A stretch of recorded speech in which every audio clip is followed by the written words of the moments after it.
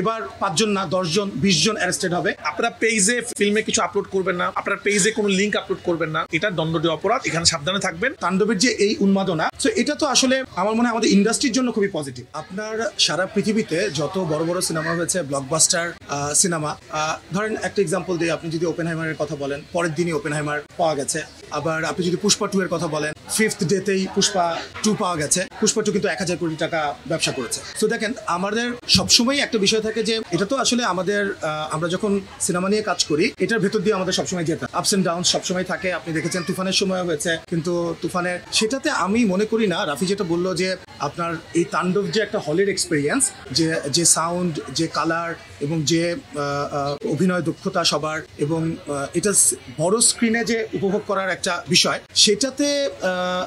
সেটা আমার ধারণা দর্শকরা খুব ভালোভাবে জানে।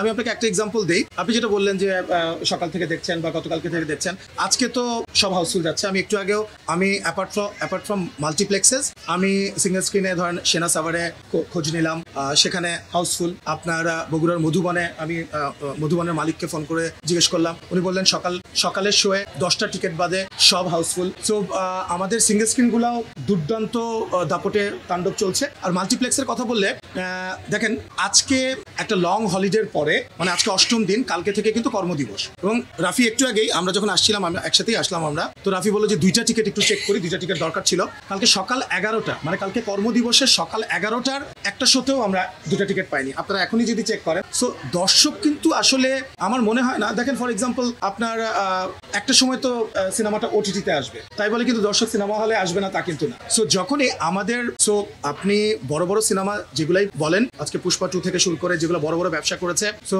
তাদেরও যখন এরকম 2-1টা ফাইল দেখা গেছে সোশ্যাল মিডিয়াতে, তারা কিন্তু একটা পাইরেসি কন্ট্রোল এজেন্সি, ইন্টারন্যাশনাল একটা এজেন্সি নিয়োগ করে তারা করে। ওই একই এজেন্সি আমরা নিয়োগ করে প্রথম থেকে আমরা নিয়োগ করেছি, কারণ আমরা জানি যে এই ধরনের ঘটনা ঘটতেই পারে। তো সেখান থেকে আমরা এটা কিন্তু একটা কন্ট্রোলে নিয়ে আসছি। এবং আপনারা দেখবেন যে কোনো সোশ্যাল মিডিয়াতে, আমি একটু আগেও চেক করলাম, খুব একটা আপনি সকালে হয়তো যেরকম দেখেছেন এখন না, এবং ঠিক যে কোনো একটা ফাইল আপনি দেখতে পেলে সেটা 1 মিনিট 2 মিনিটের মধ্যে সেটা নামিয়ে দেওয়া হচ্ছে। এবং সবচেয়ে বড় কথা হচ্ছে, যারা এটা শেয়ার দিচ্ছেন অথবা যারা যে পেজ থেকে আপলোড করছেন সেই পেজ স্ট্রাইক ডাউন করে দেওয়া হচ্ছে।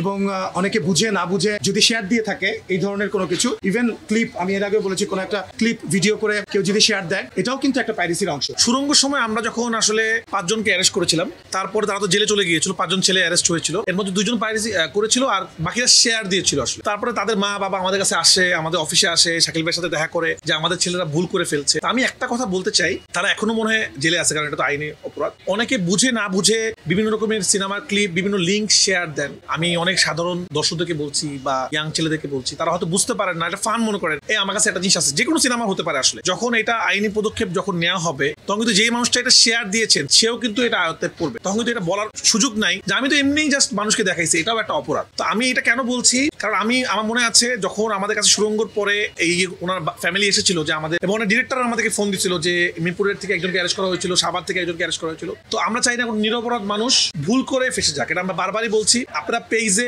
ফিল্মে কিছু আপলোড করবেন না, আপনার পেজে কোনো লিঙ্ক আপলোড করবেন না, এটা দণ্ডনীয় অপরাধ, এখানে সাবধানে থাকবেন। এবং আমি বিশ্বাস করি যারা বাংলা সিনেমা ভালোবাসেন, বাংলা সিনেমা দেখেন, যারা সিনেমা হলে সিনেমা দেখেন, তারা চুরি করে সিনেমা দেখবেন। তারা সিনেমাকে ভালোবাসে, তারা সিনেমা, যারা ওইরকম কপি সিনেমা দেখতে চায়, তারা কোনোদিন সিনেমা হলে আসে। আমি বিশ্বাস করি বাংলা সিনেমা এগিয়ে যাবে। দর্শকও জানে যে এভাবে উপচে পড়া ভিড়, এবং একটা টিকিটও পাওয়া যাচ্ছে না, আগামী 2-3 দিনের টিকিটও নাই, তার মানে তো দর্শক এই হল এক্সপিরিয়েন্সটা চায়। আরেকটা জিনিস, এটা খুব সহজভাবে নেওয়ার কিছু নাই, যে কোনো একটা ক্লিপ ভিডিও করে অথবা কোনো একটা লিঙ্ক শেয়ার করে, এটা কিন্তু আমি এর আগেও বলেছি, এটা কঠোর পদক্ষেপ নেওয়া হবে। আমরা যে শুধু মুখে কথা বলার জন্য বলি না, এটা আমরা সুরঙ্গ সময় প্রমাণ করেছি। এবার 5 জন না 10 জন 20 জন অ্যারেস্টেড হবে যদি প্রয়োজন হয়। আর আপনি যেটা কথা বললেন, সেটা রুট কজও আমরা খুঁজে বের করেছি। আমরা খুব সহজভাবে নিচ্ছি না এটাকে, এটা অলরেডি তদন্ত শুরু হয়ে গেছে। আমাদের প্রয়োজন ছিল প্রথমে এটাকে কন্ট্রোল করা, এবং এটা আন্ডার কন্ট্রোল, এবং এটা নিয়ে আমরা খুব একটা চিন্তিত না। কিন্তু আমি চিন্তিত তাদের জন্য যারা এই কাজটা ভুলে করেছেন বা করবেন ভবিষ্যতে। আমরা কিন্তু এক বিন্দুও ছাড় দিব না, এর আগেও আমরা ছাড় দেইনি, আপনারা দেখেছেন। সো এটাই আর কি। সো এখন আমি একটু